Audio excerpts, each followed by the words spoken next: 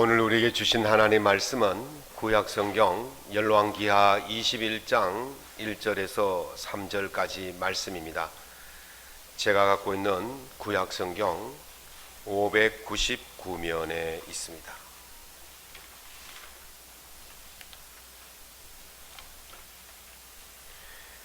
구약성경 열왕기하 21장 1절에서 3절까지 말씀을 한 목소리로 낭독하겠습니다. 므낫세가 왕이 될 때에 나이가 12세라 예루살렘에서 55년간을 다스리니라. 그의 어머니의 이름은 헵시바더라. 므낫세가 여호와 보시기에 악을 행하여 여호와께서 이스라엘 자손 앞에서 쫓아내신 이방 사람의 가증한 일을 따라서 그의 아버지 히스기야가 허려버린 산당들을 다시 세우며 이스라엘의 왕 아합의 행위를 따라 바알을 위하여 제단을 쌓으며 아세라 목상을 만들며 하늘의 이를 성신을 경배하여 섬기며. 아멘.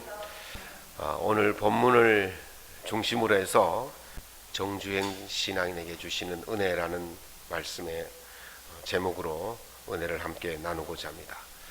어느 중년의 남자가 고속도로를 열심히 달리고 있는데 아내가 급하게 전화를 했습니다. 여보, 금방 뉴스에 나오는데 당신이 달리고 있는 고속도로에서 어느 차가 역주행하고 있대.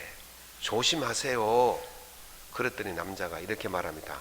그래, 그런데 지금 역주행하는 차가 한두 대가 아니고 100대가 넘어. 그러더라는 거예요. 자기가 역주행하면서 다른 차들을 역주행한다 이렇게 착각하면서 사는 거죠. 정주행할 곳에서 역주행하면 위험천만한 일입니다. 정주행할 곳에서 역주행하면 인생도 망치고 신앙도 망치는 것이죠.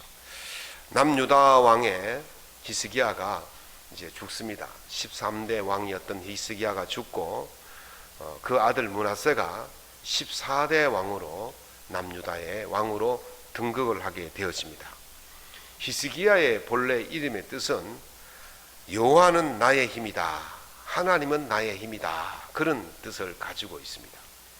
그래서 그 이름대로 하나님께 힘을 얻어서 종교 개혁을 감행했던, 그래서 그 사람을 가리켜서 그의 전후 이런 왕이 없었다라고 할 정도로 선한 왕이었습니다. 그리고 그 아내의 이름은 헵시바라는 이름인데 그 뜻이 뭐냐면 여호와께서 너를 기뻐하실 것이다, 이런 뜻이 있습니다.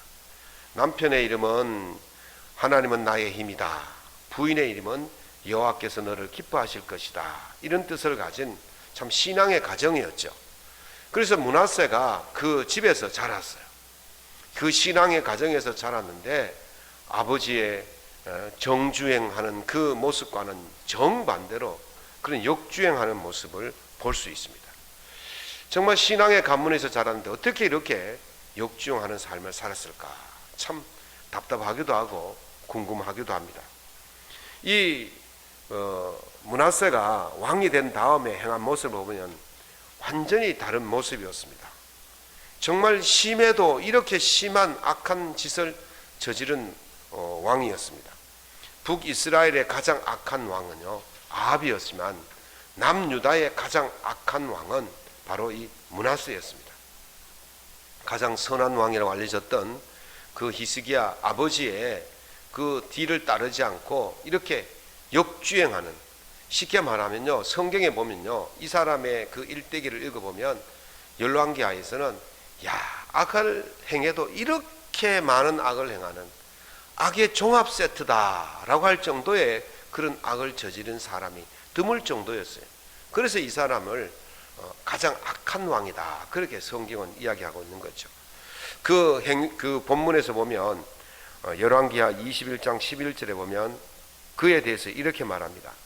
므낫세가 이 가증한 일과 악을 행함이 그 전에 있던 아모니 사람들의 행위보다 더욱 심하였고 그들의 우상으로 유다를 범죄하게 하였다 그랬어요. 하나님께서 가장 가증스럽게 여겼던 그 일들을 서슴없이 행하였고 그 일들을 백성들에게 전파했고 백성들이 그를 따라서 같이 악한 일을 마음껏 행했던 그런 왕이었습니다. 도대체 신앙의 가정에서 자라났는데, 가장 선한 왕이라고 일컬어지는 아버지 밑에서 자라났는데 어떻게 이렇게 가장 악한 왕이라고 불림을 받는 사람이 되었을까? 오늘 본문 말씀을 통해서 과연 이 므낫세가 이 신앙의 역주행을 한 이유가 무엇일까 살펴보고 우리의 삶의 교훈을 삼고자 합니다. 이 므낫세가 정주행하지 않고 역주행했던 첫 번째 이유는요, 불안입니다. 불안. 2022년 한국 리서치의 여론조사에 따르면 개신교인들 가운데 점을 보러 갔던 사람이 23%나 된다고 그래요.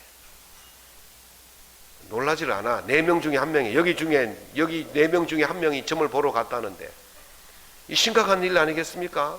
4명 중에 1명이 점을 보러 갔다는 거예요. 교인 중에. 가톨릭은요 39%나 된다고 그래요. 야, 우리는 그래도 가톨릭보다 덜하다. 안심할 수 있습니까? 4명 중에 1명이 점을 보러 갔다는 거예요. 그런데 더 심각한 문제는 점을 보러 간 사람들 중에서 18%가 점을 보고 나서 위로를 얻었다는 겁니다. 너무 심각한 문제가 아닙니까? 예수 믿는 사람이 점 보러 가는 것도 문제인데 그 점 보러 가서 점쟁이 말을 듣고 위로를 얻었다는 거예요. 너무너무 심각한 문제가 아닐 수가 없습니다. 점을 가리켜서요, 혹부중이라는 말을 씁니다. 혹중이란 말은, 혹이라는 말은 혹시, 설혹, 만일에 뭐 이런 뜻이 있어요. 그 중자는 가운데 중자지만 마치다 이런 뜻이 있어요. 그 혹중이라는 말은 마칠 수도 이런 말입니다. 마칠 수도 있다 이런 말이에요. 혹부중이란 말은 마치지 못할 수도 있다 이 말입니다. 그러니까 점이라는 것은 반반이에요. 마칠 수도 있고 마치지 못할 수도 있다는 거예요. 혹시 궁금하시면 저희도 오십시오. 제가 정확하게 해줍니다. 이 말은 무슨 뜻입니까? 마칠 수도 있고 마치지도 못할 수도 있다는 것은 모른다는 뜻이에요. 모른다는 뜻입니다. 그런데 그 모르는 것들 앞에서도 그게 위로를 받고 그런 이유가 무엇입니까? 그게 바로 불안하기 때문입니다. 내 미래가 어떻게 될지, 내 미래의 불확실성에 대해서 불안하니까 그 점쟁이인데 가면 점쟁이가 마칠 수도 있고 마칠 수도 없는 그 말을 하는데도 위로를 받고 돌아온다는 것이죠. 불안하기 때문에 그렇습니다. 히스기야가 아들 므낫세에게 왕위를 물려줬을 때 나이가 얼마냐면 므낫세의 나이가 12살이었어요. 12살 어린 나이에 왕위에 올랐으니까 얼마나 불안하겠습니까?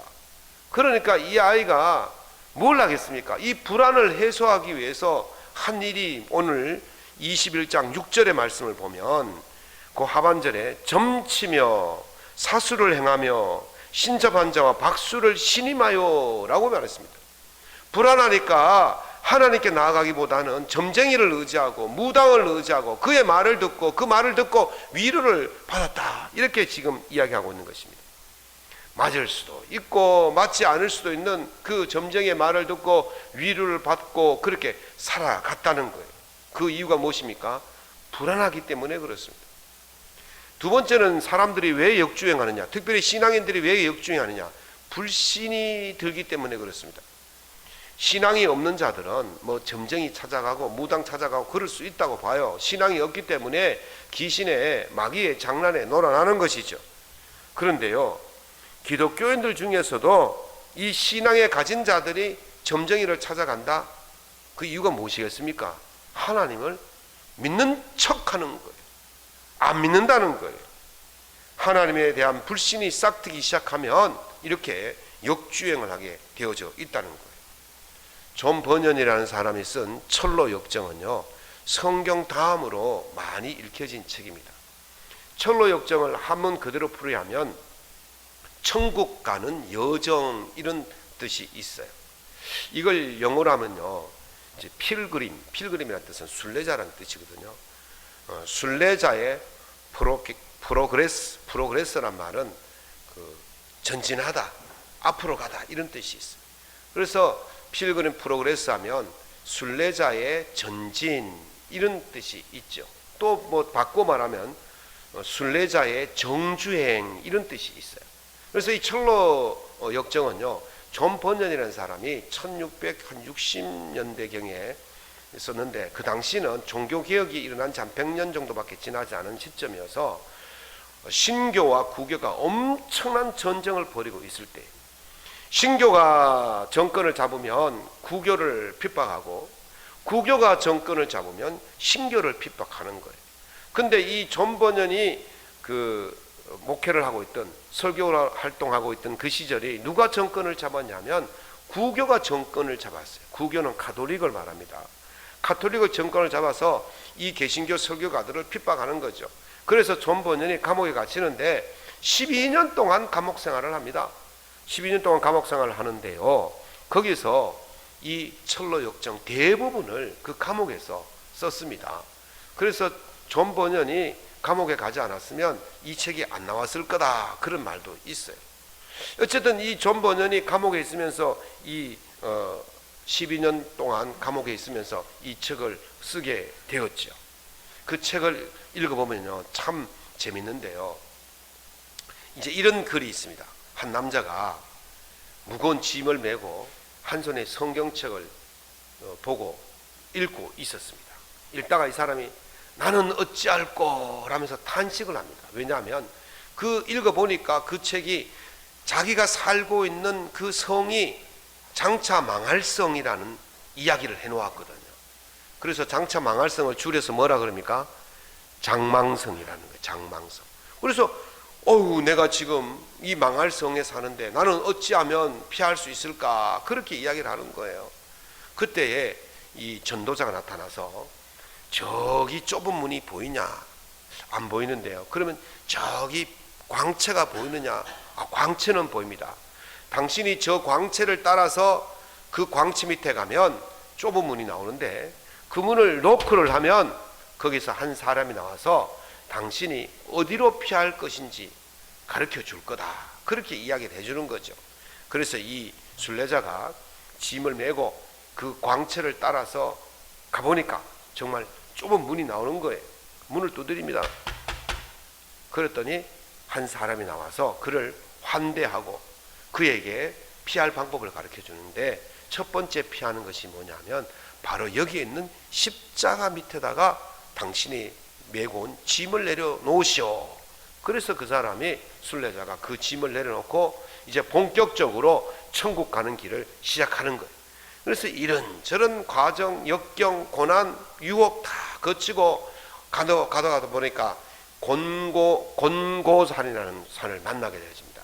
곤자는 어려울 곤자라는 말이고, 고자는 어려울 고자입니다. 쓸 고자라고 쓰는데, 어렵고 어려운 그 산을 만나요. 그래서 보기만 해도 질릴 정도로 가파르고 돌산에서 억지로 그 산의 정상에 서게 되어집니다. 산의 정상에 서가지고 잠시 땀을 식히고 있는데 반대편에서 사람 두 사람이 막 정신없이 막 올라오는 거예요. 아니, 당신들은 왜 이쪽으로 가야 되는데 이렇게 반대로 오십니까? 그랬더니 아이고 말도 마세요.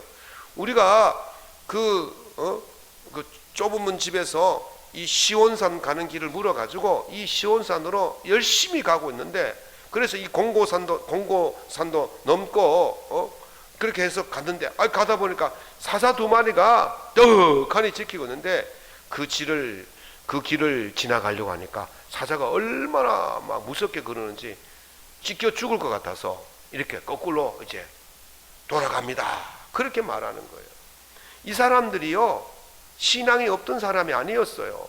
시온산, 시온성을 향해서 천국을 향해서 가던 사람인데, 이 사람들이 돌아서서 역주행하는 거예요. 그 이름이 뭐냐 그랬더니, 한 사람 이름은 불신이고 한 사람 이름은 겁쟁이라는 거예요. 불신과 겁쟁이. 우리가요, 신앙생활 하다가 믿음이 식어져 버리고 불신이 들게 되어지면요, 닥쳐오는 모든 일들에 대한 두려움이 생기게 되기 때문에, 이 시온성 천국 가는 이 길을 가다가는 죽겠구나, 그렇게 생각하고는 뒤돌아서 역주행해서 가게 되어진다는 사실입니다. 그래서 이 두 사람이 그렇게 불신을 가지고 두려워하면서 돌아갔다는 겁니다. 하나님께서는요, 솔로몬이 성전을 지었을 때에 말씀하시기를 내가 택한 이 성전과 예루살렘에 내 이름을 영원히 둘지라. 이스라엘이 나의 모든 명령을 지켜 행하면 다시는 유리하지 않게 하리라. 다시는 떠돌지 않게 하리라. 그렇게 약속해 주셨어요. 그래서 솔로몬이 그 말씀을 믿고 열심히 신앙생활을 했어요. 그리고 그 히스기야도 그 약속의 말씀을 믿고 종교 개혁을 하고 성전을 회복시키고 그렇게 했어요. 근데 문제는 뭐냐면 이 므낫세가 그걸 안 했다는 거예요. 불안하고 그러니까 마음에 불신이 싹트게 되어지고 그러니까 역주행하게 되어진 겁니다. 열왕기하 21장 9절에 보니까 이렇게 말씀하십니다. 이 백성이 듣지 아니하였고 므낫세의 꼬임을 받고 악을 행한 것이 여호와께서 멸하신 여러 민족보다 더 심하였다 그랬어요. 그 약속의 말씀을 믿지 않은 거예요. 약속의 말씀을 믿지 않으니까 거꾸로 가는 거예요. 거꾸로 역주행하는 거예요. 우상을 섬기고 점쟁이를 찾아가고 무당과 박수를 신임하고 그렇게 했다는 거예요. 바로 믿음이 사라졌기 때문에 그런 일들을 하게 되어졌다는 것입니다. 므낫세의 이런 역주행에 대해서 하나님께서 심판하십니다. 이렇게 말씀하시죠. 21장 13절에 내가 사마리아의 잰 줄과 아합의 집을 다림 보던 추를 예루살렘에 베풀고 또 사람이 그릇을 씻어 엎음같이 예루살렘을 씻어 버릴지니라 하셨습니다. 무슨 말입니까? 우리 교회가요 리모델링 할 때 1층과 또 지하실에 벽을 여러 개 세웠어요. 그래서 이제 제가 이제 벽 세워놓은 것을 이렇게 봤더니 벽이요 삐딱삐딱하고 막 또 이렇게 넘어가고 그러는 거예요. 그래서 제가 확 밀어버렸어요. 그래서 다 무너지더라고요. 그리고 제가 공사하시는 분에게 아니 지금 이게 뭐냐고, 왜 벽이 이렇게 기울어져 있고 왜 이렇게 삐딱삐딱 하냐고, 다시 공사하라고. 그래서 그 사람이 다시 공사를 해가지고 반듯하게 세웠어요. 그때요 제가 그 벽을 재었던 게 뭐냐면 줄자하고 이 다림추라는 거예요. 다림추는 뭐냐면요 실 끝에다가 추를 하나 달았어요. 새 추를 하나 달아놨어요. 그래서 이렇게 딱 들면 이 벽하고 이 추가 수평을 이루어야 돼요. 수직을 이루어야 돼요. 그래서 수직을 살펴보는 추가 바로 다림추예요. 하나님께서 아합처럼 하나님의 그 죄가 넘쳐나면 하나님이 죄하시고 그 이스라엘 백성들의 삶이 하나님 앞에서 정직하지 못했던 것을 무엇으로 재었다고요? 수직을 재는 것처럼 재어보니까 정직하지 못한 기울어져 있으니까 무너뜨렸다는 거예요. 지금 하나님께서 이 므낫세의 행실을 보시고 내가 아합을 무너뜨렸던 그것을 그 청량기구로 너를 재보고 너도 또한 그와 같이 하겠다 그렇게 말씀하시는 것이죠. 그래서 하나님의 그 측량을 해보니까 도저히 얘는 그냥 둘 수가 없었어요. 그래서 하나님께서 아수르를 시켜서 아수르가 이 남유다를 침공하게 해서 그 므낫세를 쇠사슬에 결박해서 아수르의 점령지인 바벨론으로 유배를 시켜 버렸던 그런 비극으로 열왕기하 21장은 끝나게 되어 있습니다. 영화를 보면요 프롤로그라는 말이 있습니다. 처음 시작할 때에 출연진이 누군지 잠깐 이렇게 소개해주는 그걸 프롤로그라고 해요. 그리고 영화가 이제 끝나고 나서는요 막 화면이 끝났는데 또 나와요. 그걸 에필로그라고 합니다. 그걸 우리나라로 말하면 후일담이다 그렇게 말하죠. 열왕기하 21장까지는 므낫세가 바벨론 포로로 끌려가는 그런 비극으로 끝납니다. 그런데 역대하 33장을 보면 이제 그 포로로 끌려가서 있었던 그 후일담이 지금 나와요. 에필로그가 나와요. 역대하 33장이. 그래서 역대하 33장을 보면 12절 13절에 보면 이렇게 말합니다. 그가 환난을 당하여 그의 하나님 여호와께 간구하고 그의 조상들의 하나님 앞에 크게 겸손하여 기도하였으므로 하나님이 그의 기도를 받으시며 그의 간구를 들으시사 그가 예루살렘에 돌아와서 다시 왕위에 앉게 하시매 므낫세가 그제서야 여호와께서 하나님이 이신 줄을 알았더라. 다시 돌아오는 계기가 있었다는 거예요. 다시 돌아오는 계기가 뭐였다고요? 크게 겸손하여 하나님께 기도하였다 그랬어요. 한마디로 말하면요, 회개했다는 겁니다. 하나님께서는 므낫세의 회개를 보시고 그를 다시 세워주십니다. 13절에 하나님이 그의 기도를 받으시며 그의 간구를 들으시사 그가 예루살렘에 돌아와서 다시 왕위에 앉게 하시매, 겸손히 회개하는 자를 하나님이 버리지 아니하시고 다시 회복시켜 주실 줄로 믿습니다.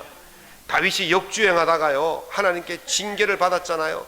그가 하나님 앞에 밤새도록 눈물 흘리며 기도하고 회개할 때 하나님께서 그를 다시 세워주신 줄로 믿습니다. 탕자가요, 아버지 재산을요 다 가지고 먼 길을 갔다가 다 허랑방탕해서 완전히 알거지가 되었잖아요. 그래도 돌아오니까 하나님께서 그 아버지가 그 아들을 씻기고 새 옷을 입히고 반지를 끼워주고 서로를 잡아서 잔치하고 아들의 지위를 회복시켜 주시는 것입니다. 하나님은요, 돌아오는 자들, 회개하고 돌아오는 자들 버리지 않으시는 분인 줄로 믿습니다. 하나님은 인자와 자비가 영원 무궁하신 때문에 돌아오는 자들 그 지위를 회복시켜 주시는 거예요. 그래서 므낫세가 그제서야 여호와께서 하나님이신 줄 알았더라, 그렇게 말하는 것입니다. 오늘 우리가 현실을 살면서 많은 일들 중에서 역주행하는 일들이 많이 있을 거예요. 철로 역정에서 이 순례자가 허겁지겁 달려오는 역주행하는 그 불신과 두려움, 겁쟁이라는 사람의 말을 듣고 당신도 우리와 함께 역주행하자 그렇게 할 때에 이 순례자가 이렇게 말합니다. 죽음의 공포를 뛰어넘으면 영생의 구원이 기다릴 것입니다. 그러나 난 계속 앞으로 나가겠습니다. 지금 눈앞에 닥친 일들이 두렵고 무서워서 내게 손해가 될 것 같아서 시온성을 향해 가던 그 길을 돌아서 역주행하면 살 것 같지만, 그러나 순례자의 말처럼 이 고난과 어려움을 극복하고 나아가면 그곳에 영원한 영생이 있게 될 줄로 믿습니다. 하나님의 영원한 시온성에 도착하게 되어지는 것입니다. 깨달았으면, 돌아섰으면 전진해야 되는 것입니다. 그냥 가만히 있는 것이 아닙니다. 정주행해야 되는 것입니다. 그래야 하나님의 은혜의 동산에 도착할 수 있게 되어지는 것입니다. 돌아선 므낫세가 어떻게 말합니까? 그제서야 여호와께서 하나님인 줄 알았다, 그렇게 말하고는 하나님이 어떤 분인지를 깨닫고 나서는 가만히 있는 것이 아니라 이제 행동을 바꾸어요. 역주행에서 정주행의 행동으로 바뀝니다. 역대하 33장 15절 16절에 보면 이방신들과 하나님의 전의 우상을 제거하여 하나님의 전을 건축한 사내와 예루살렘에 쌓은 모든 제단들을 다 성 밖에 던지고 하나님의 제단에 보수하고 화목제와 감사제를 그 제단 위에 드리고 유다를 명령하여 하나님을 섬기라 명령하매. 신앙하다 보면요, 역주행할 때가 있어요. 저도요, 역주행할 때가 있어요. 제가 한 번은요, 그 수성교에서 쭉 와서 동대구역 쪽으로 가려면 범어 사거리에서 좌회전을 해야 되잖아요. 근데 좌회전 하려고 좌회전을 했는데 사실 그 범어 사거리가 얼마나 넓습니까? 그리고 좌회전해서 한 100m, 200m 올라가야 이제 나무가 나타나요. 이 가로수로 경계선을 만들어 놨어요. 그래서 잠시 착각을 하면 어떻게 됩니까? 역주행하게 돼 있어요. 한 번은 제가 무슨 생각을 했는지 좌회전해서 올라가는데 제 옆에 앉아있던 한 분이, 저 타고 가던 분이 목사님 지금 역주행입니다 그래요. 그래서 정신바짝차로 앞을 보니까 막 차가 한 대가 막 나를 향해서 막 얼마나 막 쏜다같이 오는지요. 그래가지고 제가요, 뭐 정신 번쩍 차려가 막 핸들을 급히 틀어서 간발의 차로 비켜난 적이 있어요. 역주행하면 큰일 납니다. 역주행, 목사라고 역주행 안 하는 게 아니에요. 할 때가 있어요. 그러나 정신 바짝 차리고 돌아와서는 어떻게 됩니까? 정주행해야 되는 거예요. 므낫세가 역주행하다가 정신 번쩍 차리고 돌아와서 정주행하고 있습니다. 아버지가 했던 것처럼, 히스기야가 했던 것처럼 우상을 다 해파시키고 성전에 세워놓았던 우상들을 다 내다버리고 온 백성들과 함께 하나님께 예배를 해봐가고 그렇게 살아갔다는 것입니다. 바로 돌아섰을 때 정주행해야 그 길이 온전한 길이 될 줄로 믿습니다. 히스기야가요, 오늘 첫 소절에 뭐라 했습니까? 히스기야가 몇 년을 왕위에 있었다 그랬어요? 55년을 왕위에 있었습니다. 왕들 중에서는요, 가장 오랫동안 왕노릇 한 사람이 바로 이 므낫세였습니다. 그런데 생각해 보십시오.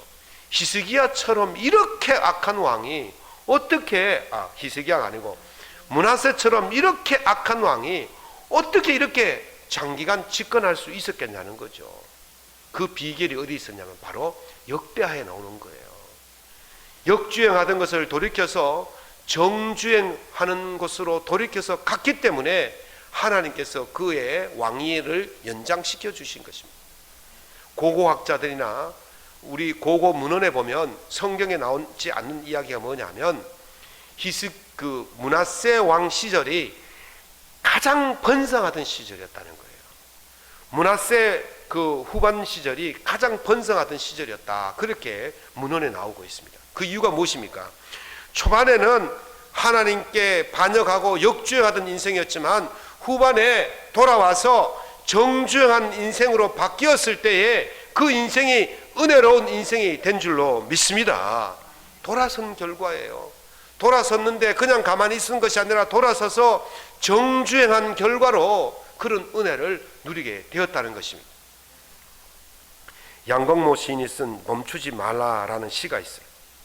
비가 와도 가야 할 곳이 있는 새는 하늘을 날고, 눈이 쌓여도 가야 할 곳이 있는 사슴은 산을 오른다. 길이 멀어도 가야 할 곳이 있는 달팽이는 걸음을 멈추지 않고, 길이 막혀도 가야 할 곳이 있는 연어는 물결을 거슬러 올라간다. 인생이란 작은 배, 그대 가야 할 곳이 있다면 태풍 불어도 거친 바다로 나아가라. 아주 멋진 시잖아요.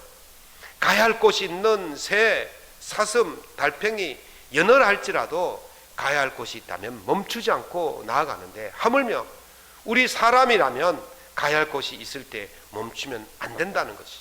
특별히 우리는 하나님이 계신 시온성을 향해 나아가는 그리스도인입니다.